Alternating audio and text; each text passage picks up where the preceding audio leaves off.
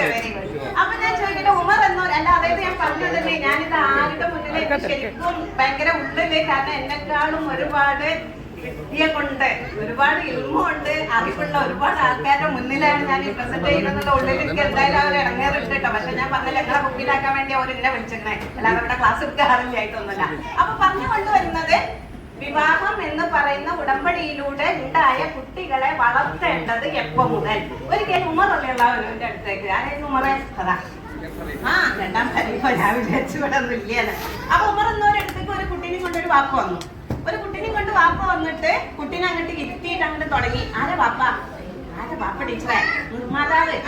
ഏതായാലും നിർമ്മാതാവായിട്ടുള്ള വാപ്പ ഇങ്ങനെ ഇരുത്തിയിട്ട് അങ്ങോട്ട് തുടങ്ങി. ഓൻ അതാണ്, ഓൻ ഇതാണ്, നമ്മളെ കാര്യം പോയിക്കണം, കൗൺസിലിങ്ങിന് കുട്ടികളെ കൊണ്ടാരത്തേക്ക് പോയിക്കണം. നല്ല രസമായി ഇരുത്തിയിട്ടാണ് തുടങ്ങും. പള്ളിയിൽ നിർത്താൻ നോണല്ലാതെ പറയില്ല, കൈക്കൊന്ന് ഫോൺ വെക്കില്ല, ഇങ്ങനെ അങ്ങോട്ട് പറഞ്ഞിട്ട് അഭിഷേകം ചെയ്യാൻ തുടങ്ങി. പാവം നമ്മളെ കുട്ടി ഒരു ആചാര്യഭാവം ഇങ്ങനെ പറഞ്ഞില്ല, എന്തെങ്കിലും നിർവാഹം ഉണ്ടോ? കുറെ നേരം സഹിച്ചു നിന്നിട്ട് നമ്മളെ കുട്ടി അവസാനം കുട്ടി ചോദിച്ചു, സാറേ അതായത് ഞാൻ ഇന്നത്തെ ഭാഷയിൽ പറയാം, ഇമാമോട് ചോദിച്ചു, ഉമർ എന്നവരെ ഇദ്ദേഹം എന്റെ പിതാവാണല്ലോ, ഇദ്ദേഹത്തിന് എന്നോട് എന്തെങ്കിലും ഉത്തരവാദിത്വം ഉണ്ടോ? ഉമർ എന്നവർ പറഞ്ഞോ ഉണ്ടല്ലോ. അപ്പൊ കുട്ടി പറഞ്ഞു, ഒരു 2 എണ്ണം, തോനൊന്നും വേണ്ട, ഒന്നിച്ചു 2 എണ്ണം പറഞ്ഞു തന്നാ മതി, ഒന്ന് പറഞ്ഞു തരുമോന്ന് ചോദിച്ചു. അപ്പൊ ഉമർ എന്നവർ പറഞ്ഞു, നിനക്ക് നല്ലൊരു മാതാവിനെ തരാന്നുള്ളത് നിന്നോട് ചെയ്യേണ്ട 1ാമത്തെ ഉത്തരവാദിത്വം. ആരെ കൊടുക്കുക? നല്ലൊരു മാതാവിനെ കൊടുക്കുക. 2ാമത്തെ ഉത്തരവാദിത്വം നിനക്ക് നല്ലൊരു പേരിടുക എന്നുള്ളത് നിന്റെ പിതാവിന്റെ 2ാമത്തെ ഉത്തരവാദിത്വമായിരുന്നു. കുട്ടി പറഞ്ഞു, നിർത്തിക്കാളി, എന്റെ വാപ്പത് 2 എനിക്ക് ചെയ്തിട്ടില്ല. അപ്പോ ഒരു പുരുഷനോട് പറഞ്ഞു നല്ലൊരു മാതാവിനെ കൊടുക്കുക. അപ്പൊ എന്താ ഒരു സ്ത്രീയുടെ ഉത്തരവാദിത്വം? നല്ല ആരെ കൊടുക്കണം?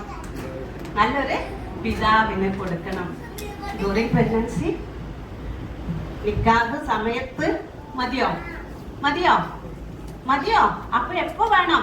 ബിഫോർ മാരേജ്, വിവാഹം ആലോചിക്കുമ്പോൾ. അതിനാണ് റസൂൽ സല്ലല്ലാഹു അലൈഹി വസല്ലം ഇസ്ലാമിലൊക്കെ ഈ പറഞ്ഞ കല്യാണ ആലോചന സെലക്ഷൻ എന്ന് പറയുന്നത് വളരെ ഇമ്പോർട്ടന്റ് ആയിട്ടുള്ള ഒരു സംഗതിയാണ്. 4 കാര്യത്തിൽ അല്ലെ, അതൊന്നും ഞാൻ പറയുന്നില്ല, അതൊന്നും അറിയാത്ത സദസ്സല്ല ഇവിടെ, ഒന്നും അറിയാത്തല്ല കൊണ്ട് ഞാൻ ഓർമ്മപ്പെടുത്താന്ന് മാത്രമേ ഉള്ളൂ.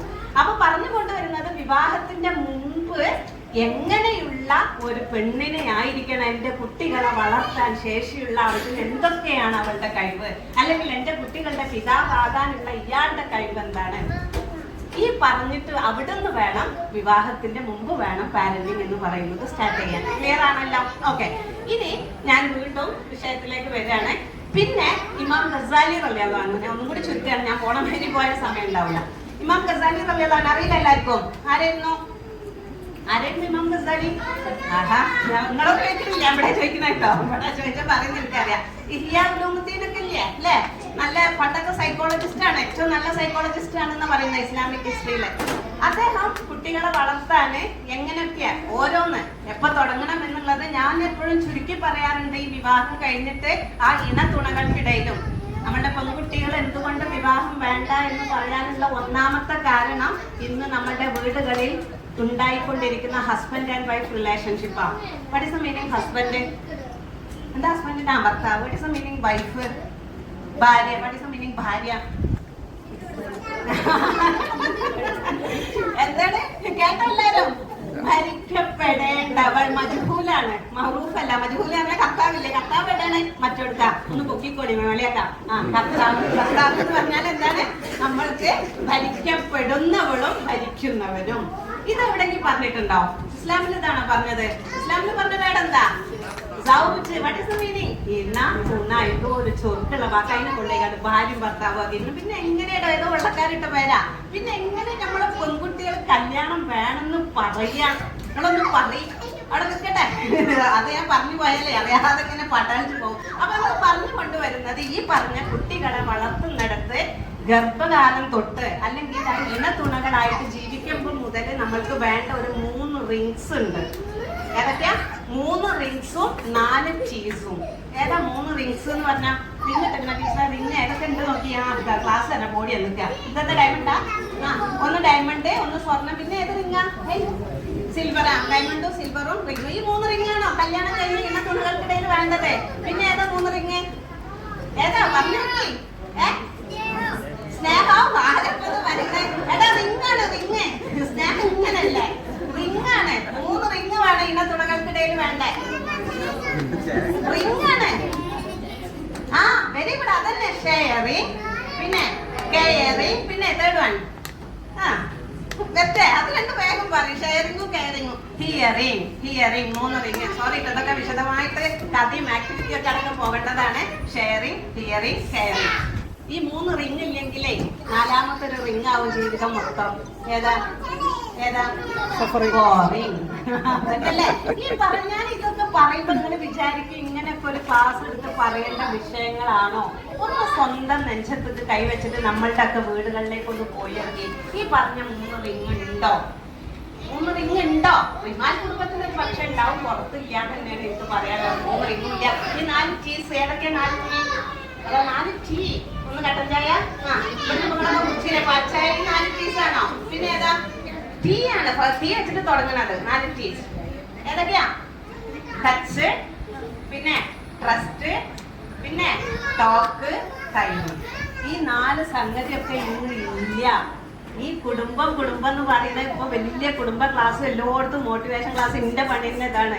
നാടൊട്ടുക്ക് നടന്നത് വെറുതെ പറയില്ലൊക്കെ ഒന്ന് ചുരുങ്ങി പോയിട്ടുണ്ട്. അപ്പം ഇത്തരത്തിലും 4 ടീയും 3 റിങ്ങും ഒക്കെ നമ്മുടെ കുടുംബത്തിൽ ഉണ്ടാവണം. ഞാൻ വീണ്ടും വിഷയത്തിൽ നിന്ന് പാട്ടാഴ്ച പോകോച്ചിട്ട് തിരിച്ചു വരികയാണ്. അപ്പൊ നമ്മൾ ശ്രദ്ധിക്കേണ്ട കുട്ടികളെ വളർത്തുന്നിടത്ത് ഇമാം ഗസാലി പറഞ്ഞിട്ടുള്ള 3 കാര്യങ്ങളാണ് ഞാൻ ഇവിടെ പറയാൻ പോകുന്നത്. ഒന്ന്, ആദ്യത്തെ 7 വയസ്സിൽ അദ്ദേഹം 3 ഘട്ടമായിട്ടാണ് പറഞ്ഞിട്ടുള്ളത്. ആദ്യത്തെ 7 വയസ്സിൽ ഞാൻ പറഞ്ഞല്ലോ, പാരന്റിങ് എന്ന് പറയുന്നത് നമ്മുടെ ആരുടെയും കുറ്റമല്ല കേട്ടോ. ഞാൻ എല്ലായിടത്തും പറയാറുള്ളതാ, ഒരു കൂണ് വളർത്തണം നിങ്ങൾ ആരെങ്കിലും വിചാരിച്ചാൽ. കൂണ് അറിയാം? മഷ്റൂം അറിയില്ലേ? എങ്ങനെ കൂണ് വളർത്തുക? നിങ്ങൾക്ക് ആർക്കൊക്കെ അറിയാം? നിങ്ങൾ ചെന്നിട്ട് പഞ്ചായത്തിലോ മുനിസിപ്പാലിറ്റിയിലോ ചെന്ന് പറഞ്ഞു നോക്കി. 2 ദിവസത്തെ ട്രെയിനിങ് തരും. 2 ദിവസത്തെ ട്രെയിനിങ് തന്നിട്ട് ആ കൂണിന്റെ വിത്തുകളെ കൈക്ക് തരുള്ളൂ. ഇങ്ങനെ തരുള്ളൂ. ഇനി പോട്ടെ, സൊസൈറ്റിയിൽ എന്തെങ്കിലും ജോബ് ചെയ്യണം. ഫോർ എക്സാമ്പിൾ ഒരു ഡോക്ടർ ആവണം. എന്ത് കഴിയണം? MBBS കഴിയണം. വെറുതെ പറഞ്ഞാൽ മതിയോ? ഡോക്ടർ ഹാജറ MB വെക്കാൻ പറ്റും കൂടെ? ഇല്ല. എന്ത് കഴിയണം? ആ 5 കൊല്ലം പഠിച്ചു കഴിഞ്ഞു എന്നുള്ളതിനുള്ള സർട്ടിഫിക്കറ്റ് ഇഷ്യൂ ചെയ്യണം. പോട്ടെ, ചെറിയൊരു ടീച്ചർ, ഒരു മോണ്ടിസോറി സ്കൂളിലെ ടീച്ചർ ആവണമെങ്കിൽ എന്ത് കഴിയണം? B.Ed, TTC, PPT, പ്രീ പ്രൈമറിയോ ഏതെങ്കിലും അല്ലെ മോണ്ടിസോറി കഴിഞ്ഞ ഒരു കോഴ്സ് കഴിഞ്ഞ സർട്ടിഫിക്കറ്റ് ഇഷ്യൂ ചെയ്താലേ ആ ആളെ നമ്മൾ ടീച്ചർ എന്ന് വിളിക്കുള്ളൂ. ശരിയല്ലേ? പോട്ടെ, നേരെ വെളുത്തപ്പോ കണ്ണിനാകെ ഒരു ചുവപ്പ് കളറ് തുടുത്ത് നിൽക്കുന്നുണ്ട്, ആകെ ചേർത്തിട്ടുണ്ട്. ഏത് ഡോക്ടർ എടുത്താ പോവാ? ഏത് ഡോക്ടർ എടുത്താ? കണ്ണിനാണ്. ഏത് ഡോക്ടർ എടുത്താ വരിക? ഐ സ്പെഷ്യലൈസ് ചെയ്ത് പഠിച്ച ഒപ്താൽമോളജിസ്റ്റിന്റെ അടുത്തേക്ക്. കണ്ണ് ഡോക്ടർ അല്ലാതെ കുട്ടി ഡോക്ടറെ അടുത്ത് പോവോ? കണ്ണിന് വയ്യാൻ ഞാൻ ഇന്നേ ഇല്ല. നമ്മള് അൽസലാമിന്റെ എവിടെന്ന് വെച്ചാൽ വിളിച്ച് ചോദിച്ചിട്ട് അശോക വത്സല ഉണ്ടോ നോക്കിയിട്ട് നമ്മള് പോവുള്ളൂ അല്ലേ? കണ്ണ് ഡോക്ടറെ അടുത്തേക്ക്. ഒരു നെഞ്ചത്ത് കൂടെ ഒരു വേദന വന്നു, ആരെടുത്തേക്കാ പോവാ? കാർഡിയോളജിസ്റ്റ്. ഒരു അവയവത്തിന് ഒരു അസുഖം വന്നാൽ ആ അവയവത്തെ സ്പെഷ്യലൈസ് ചെയ്ത് പഠിച്ച ആളുകളുടെ അടുത്തേക്ക് നമ്മൾ പോകും. ശരിയല്ലേ? ഞാൻ പറയുന്നത് എക്സാക്ട് ഇത് പറയണേ, നിങ്ങൾ പറയണേ. എന്നാൽ ഈ തേങ്ങാപ്പേര നടക്കുന്നിടയിൽ ഞാനും ഇപ്പൊ പറഞ്ഞല്ലോ, നിങ്ങളിൽപ്പെട്ട ഒരാളാണ്. 14 വയസ്സിൽ വന്നതാ. 14 വയസ്സിൽ വന്ന് 15-16 വയസ്സായപ്പോത്തിന് ഒക്കെ ഒന്നായി. ഓനെ 23 വയസ്സായപ്പോണ്ട് കുറിച്ച് കെട്ടിച്ചു. അങ്ങനെ ഒരു കൊല്ലം കൂടെ കുട്ടിയുണ്ടായി. അങ്ങനെ വലിയമായതല്ല, ഞാൻ ഒന്നും ചെയ്തായിരുന്നു.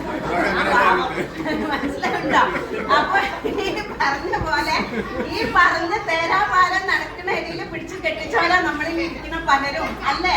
എന്തെങ്കിലും തേരാപാരം നടക്കുന്ന ഇടയിൽ കൂടെ പിടിച്ചു കെട്ടിച്ചപ്പോ നേരത്തെ പറഞ്ഞ പോലെ പന്തിലൊടിച്ചതിന്റെ കണക്ക്, കസല മടക്കച്ചതിന്റെ കണക്കായി കണ്ടായി കുട്ടികളായി. എന്നിട്ട് ആ കുട്ടി ഉണ്ടായപ്പോ നിങ്ങൾ ആ കുട്ടിന്റെ കണ്ണ് മാത്രാണോ പാരന്റ്സ് നിങ്ങൾ നോക്കിക്കൊണ്ടിരിക്കുന്നത്? കണ്ണ് മാത്രാണോ? മൂക്ക് മാത്രാണോ? കാത്ത് മാത്രാണോ? അല്ല. അവൻ